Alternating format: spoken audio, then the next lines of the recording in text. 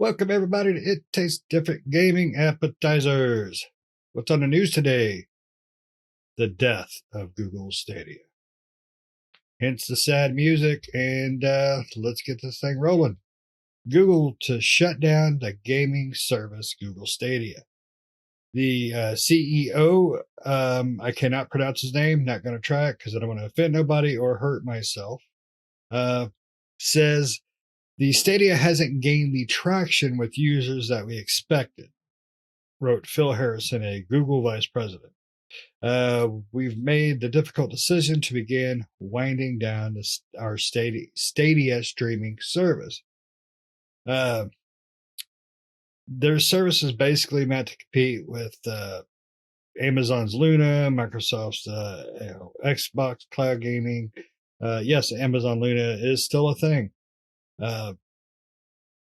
It's been 3 years, launched in 2019, and everybody will get, surprisingly, and I'm going to give Google high praise, they're going to refund all their purchases. They're going to refund their games and their systems. So kudos there. That's a good thing. When Sony or Microsoft or whoever else goes down, I hope they do the same thing because that's a lot of money that I could get back. So let's start with probably the only one who's touched Stadia. Nick, what do you think about that? And how did you like Stadia when you touched it? Well, surprise, surprise. No one saw that coming, right?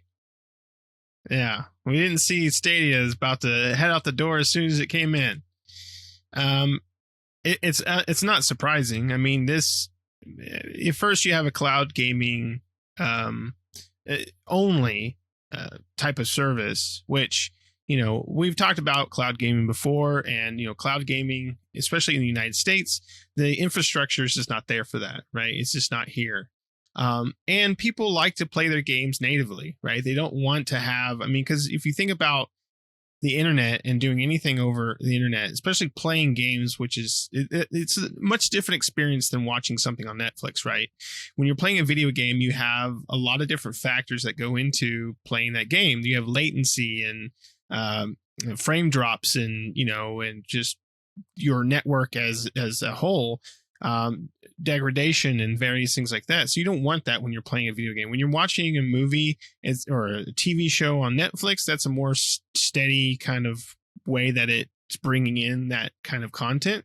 But games, are sporadic, right? There's different inputs and various things can happen, right? A game can have 20 different ways to explode a barrel, right? And then so the game plus the network has to predict what it's going to do, and so that feeds a lot of issues. I think for Google, I think what they could have done, Google's a big enough company that what they could have done is they could have released a console and focused where the console plays native games, right? But also kind of centered it around their cloud gaming aspect, right? Where you could buy games on the console, download them natively on there, but they also had the cloud portion of it that was also integrated in there, like right with the service, right? Because how Google Stadia worked is you bought the service, right? Depending on your position, which kind of service you bought, the pro version or standard or whatever the case may be,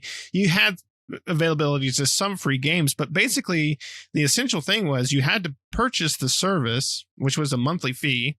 And on top of that, you had to buy the game that you wanted to play, right? Being like, I don't know, Borderlands 3. Then you had to spend $60 on Borderlands 3 and pay $15, $20, however much their monthly subscription was every single month on top of that. So right there, just that model alone, right? You're already alienating your player base, right? You're getting rid of a lot of people that would want to play this or be a part of it. You have other streaming services that are competing out there. You got Luna, which Luna, I think you get that as part of your Amazon Prime. I want to say it's a part of Amazon Prime. 100%. I don't know because I don't have Prime, but it may be part of it. And if it's a part of Prime, then hey, a lot of people have Prime for other reasons. So you stick this on top of that, and there you go, right? That's a no-brainer. People buy Prime for the 2-day shipping and all the discounts and crap like that you get off of Amazon and Amazon movies, right? They just came out with the Lord of the Rings show and stuff like that. So a lot of people are tuning into like Amazon, and then they have Luna on top of it. So that's just an added bonus. Whereas Google Stadia was just that. It was just Google Stadia. It had no other bonuses or features. And you had things out there already like PCs, like Xboxes and PlayStations, where you could play all these games where you didn't have to pay for a subscription and your only option was to stream them, where you could download them locally onto your machine. So it was really a lose-lose for Google, really out of the gate. You could see the writing on the wall as soon as it came out that this was going to not last. And it didn't, right? It's already shutting down. So it wasn't unexpected, but I think Google is a big enough company, they could have went a much different direction. They could have possibly been a contender in the console market up against Microsoft and Xbox, Microsoft and Sony, and Nintendo, just because of the amount of money and name recognition that Google has, right? They could have entered the console market and had a console with a focus on their cloud service, right? Maybe they had a console that played locally, but you could pay a subscription kind of like Microsoft or PlayStation, where you could get their Stadia, which was a cloud streaming game rotation thing, kind of like Game Pass, but it was just all streaming, right? They could have done something like that. I think they would have gotten more people, and they probably would have gotten a little bit deeper into the audience as a whole than with just this streaming only area that they went with. But that's just what I think. What do you think, Pat? Yeah, nobody saw this one coming, just like you said. It was a mystery to everybody. They thought this was the next best thing since sliced bread. I don't know how nobody saw the writing on the wall here, because not only, like you said, did you need a subscription, but you also need to purchase the game. So at what point are you really saving anything is what I have to say to that. I mean, because the games are still $60, and now we're getting into $70 territory for games. You're really not saving anything over the long run, right? I mean, the service, I can't remember the cost of service. Do you remember what the Pro plan cost? Was it like $10 or was it 15? I can't remember. I think it was $10. I think it was 15, but I'm not 100% sure. And it came with free games that cycle in and out, just like all the other ones do. But where's your cost savings in that? I mean, I guess in my opinion, if you live in a place with good enough internet to play this, then you obviously live in a place that has enough money that you can have potential for enough money to buy a console or a PC or whatever. I guess it's not having to phony up the money for the new console or the new PC right now, right? You can play the game and stream it over the internet. But as Nick had talked about, streaming games over the internet is not the same as like streaming movies. Just because you can stream movies and shows and music and all that stuff over the internet, they have an added benefit that like games don't have. Movies and music and shows can buffer. They can preload. Can't preload no dang video game because it doesn't know what you're going to do next. It preloads you going forward and you decide to go left. Well, you just screwed that thing up, didn't you? I don't I don't get how these companies think that they're going to make money. Like Luna, yes, you get it with Prime, but I think Luna has some stuff that's outside of the Prime subscription. I think they have their own little games. They have different packages. I think that at one time, I think they had a retro package and what they call a Luna Plus. I don't know if they still do those. But, and a few others. I think they had I can't remember, 6 or 7 or maybe more different packages that you could subscribe to. And only one of those packages was included with Prime. But the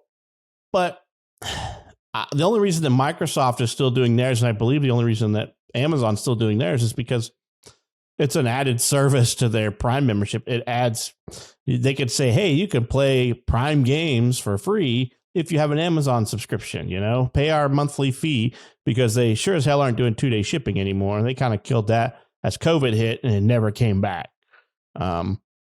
It probably never will now. They've just gotten used to taking your money and not giving you anything except for if you want Prime TV and and Luna, which whoop-de-doo, I don't care, I want my 2-day shipping back, so that's what I want.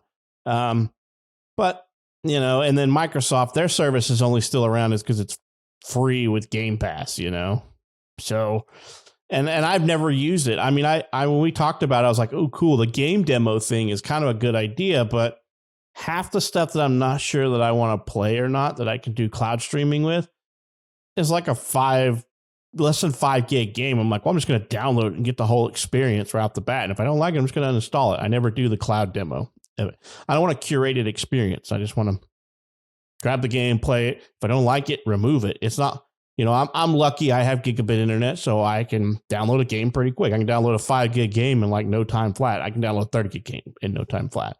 So no big deal to download that, and I don't want it, then I'm uninstalling it just as quickly as I installed it. So I don't think cloud gaming is a gimmick.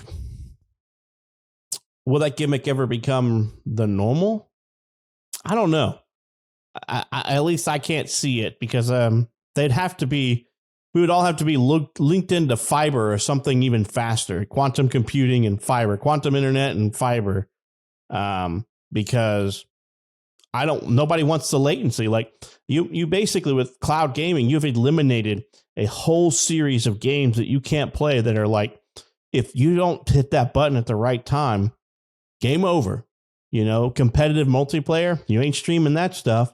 Difficult games that don't allow any room for error due to latency or delay or input lag because of the distance you have to go for controls. Think of like playing a Elden Ring or any of those other games that's based off of, and you go to hit dodge and it takes even the slightest millisecond for that button to register on the cloud services side. Well, you got hit. Sorry. Or whatever. I think it's a gimmick. And until we have like instantaneous, no input lag, no latency, like ping is milliseconds instead of seconds, for complete traversal, I don't think we're going to be cloud gaming anytime soon. Because there's too much twitch skills, there's too much immediate input, and I need as soon as I hit that button to be immediate action on the other end, not with millisecond response times. It needs to be like non-existent input lag for that to happen, in my opinion. And it's just not something I'm willing to deal with. Not to mention, like, internet is not infallible, right? The whole internet is built on, collision detection and collision avoidance and collision backing off and things like that, which is not conducive to playing a video game. That's why you have loss of packets and loss of this and that. And you're going to have that experience when playing, whereas it's not a smooth experience as me playing it on my console hooked up directly to my TV that I'm feet away from. And the only input lag that I have is between the Bluetooth controller to the console and then the input latency between the console and the TV, so I have a couple of deals of latency, but now you just introduced whole layers of latency called the internet, which is already congested. So in my opinion, it's a gimmick, and it will always be a gimmick until internet becomes a zero latency, no latency environment. Like I think it, and it's on the screen faster than I can blink my eye, but that's probably technology that won't exist in my lifetime. But what do you think, Shane? Yeah, I agree with you guys. I mean, we've all complained about our internet providers in this country and lack of quality in them. Not to mention the pricing structures that we do really limits a lot of people, caps and stuff on your data.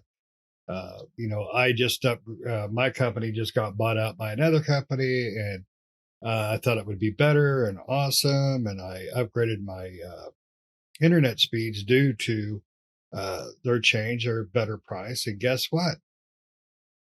It's just as crappy because the lines and stuff are still the same. I mean, they didn't do anything to just change their name. So that's the problem with streaming services.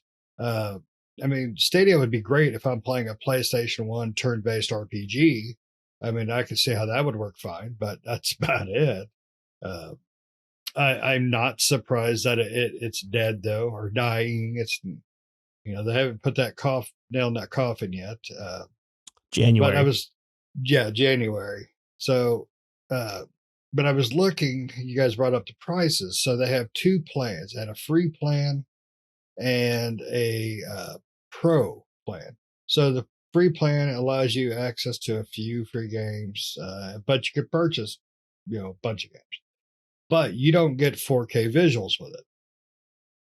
The pro plan, you get 4K visuals, you get more free games, you can get discounts on certain games, things like that. If you don't care for because according to this, if you don't care for the 4K Dolby streaming and usually play one game or a few, Stadia free plan is a better deal for you. So no, it's not, and I don't see how you could really get 4K visuals and all that stuff on a streaming. I've tried Xbox and it works fine, but it doesn't work perfect. And like Pat said, you play a game of Elden Ring. Elden Ring is all about timing. Everything about that game is about timing. The pause menu is about timing. And you cannot do that on a streaming service. You can't, not with the way ours is set up. Anyways. I mean, just today, Pat had issues with his internet. Just random out of the blue internet problem. Who wants that when you are trying to play a game? You're playing Warzone and there's no way, even if you were playing with a mouse and keyboard, if you were trying to stream it, you're going to get your butthole handed to you. So it was a neat idea, but it failed. But I agree with Nick though. They should have just put out a box, download it, and make the streaming part, kind of a side piece. It's the side chick of the console. If you want to try taking it on the road with you, fine, go ahead. But you have a dedicated box. I think that would have been a much better plan.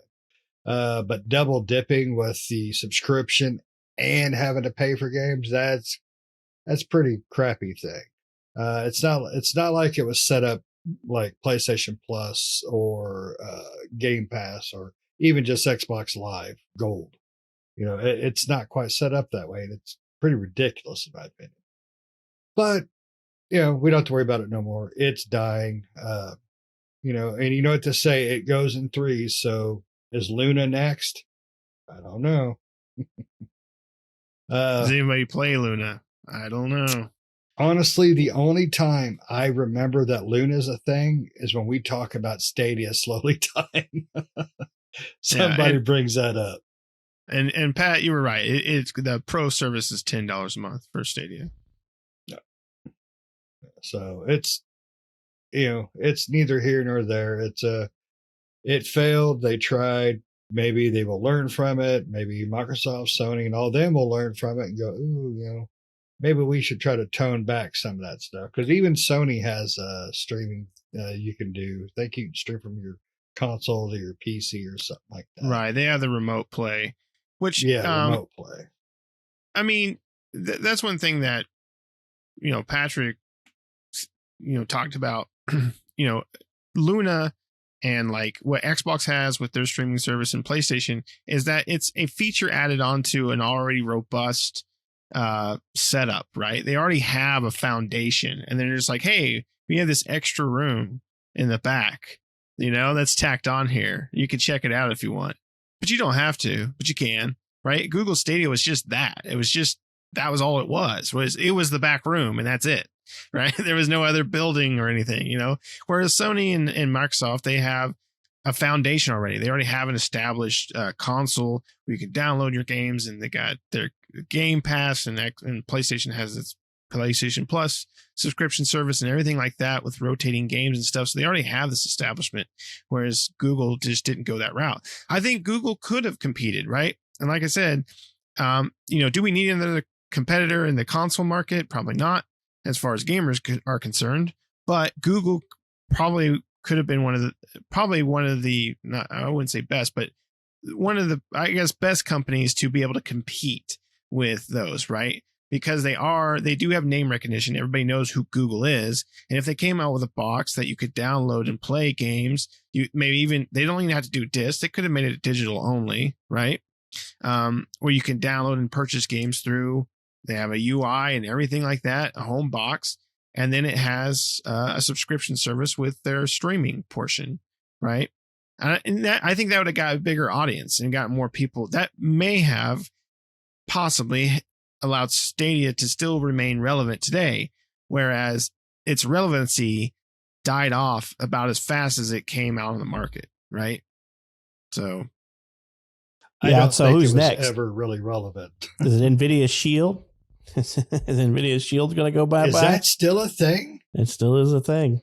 Very pricey thing, but it's still a thing, which makes absolutely no sense. But then what are we going to do next? Is Netflix going to abandon their games? But their games are all mobile based anyway, so nobody cares about that. I don't even consider Netflix in the.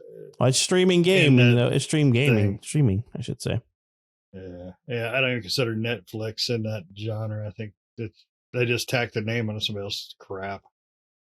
But it's not even like it's, Netflix. Netflix already has a service, right? You pay for Netflix and you get the streaming game part for free. Yeah. So, and NVIDIA doesn't. They don't have anything. They just put out this NVIDIA Shield, and they're like, "Hey, buy this." I wonder how well NVIDIA Shield, the TV and the Pro sell. I wonder if they sell worth the damn at all or not. Because I mean, they're expensive. Like I think it's $150 or $200 for them.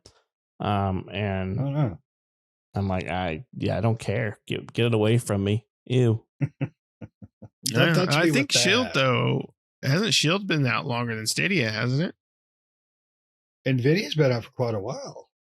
I want to say they've been doing this Shield thing for quite a bit compared to Stadia. If so, I'm not sure, but if so, it's like 2013. Yeah, so they must be doing something right, or they just have the money because their graphics cards are overly expensive. So they're just like, whatever, sir. This is going in the negative every year. That's all right. Let's sell another GeForce for $5,000. We'll make it up in no time. Yeah, I just hope it doesn't affect too many employees. That's probably my biggest worry. Crap like this happens, somebody loses their jobs. I think the person who decided to make this happen and kill it off should do their best to relocate employees. Well, anytime your company uses "we're trying to be leaner" as an excuse, that right there should tell you that they're eliminating stuff to make it leaner. They've got that service is not costing them anything except computing power and manpower. So to get rid of the computing power, that's easy, right? You're going to cancel the service, but they're also refunding all the people this money. And then the only other place to cut now is people. I mean, 20%, I guarantee they don't have 20% overhead in Google Cloud with this stuff. They're just going to reallocate those resources to somebody else who's willing to pay for it. Yeah. And honestly, it probably didn't sell worth a crap just because they're giving everybody their money back on their purchases and their consoles. I mean, if they sold 1 million those consoles, you think they're really going to give the money back? I don't think they sold 1 million of the Stadia console things. Yeah, I mean, according to what is it, Statista? I think that's how you pronounce it. Like they have, they polled like 1,200 and some odd U.S. citizens, and 3% of those people said they play Google Stadia, which, that's on top of 5% for Luna. So Luna has a higher player base than Stadia, which surprises me. And 11% for Apple Arcade, 18% for Game Pass, and 21% for PlayStation Plus. I think that PlayStation Plus membership number is overinflated. Yeah, that don't even sound right. But it wouldn't be the first time, Sony has lifted their skirt. But you guys got anything else before we bail out of here? Down with cloud gaming. The only thing I have to say. Oh, go ahead. We're gonna throw it on the pile of burning books. There you go. There you go. Can't even see it. Nope. The only thing I have to say is it was kind of crappy for Google to announce this to the world at the same time that they announced it to developers who were making games for the or for the Stadia service. So apparently those developers found out the same time we all did that Google Stadia was shutting down. Yep. Hey, Bob, stop what you're doing. We got screwed. We got to kill off our Stadia streaming division, which I don't really think there, in my opinion, I don't think there's anything to that, right? I mean, because Stadia is just running hardware in the background, so they still have a game to put out on a PC if they were developing it for PC or a console or whatever, So while I don't think there's developers out there developing strictly for Stadia, but I could be completely wrong on that fact, but I don't, with the hardware that they've got running behind it. I mean, I guess there is cloud-based technologies out there that they could take advantage of, but I highly doubt video games are out there taking advantage of like cloud containers and crap like that. Yeah, I just wished it would have happened sooner.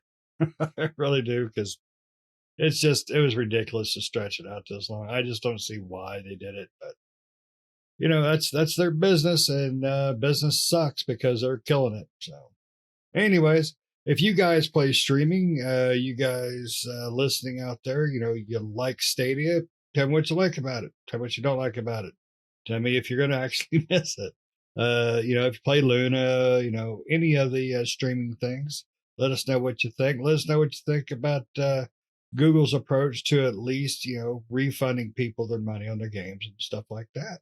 And as always, thank you for listening. Make sure you like, share, subscribe, hit those notifications, tell all your friends about us, and give us your feedback, because we enjoy it. And we'll see you next time. See ya.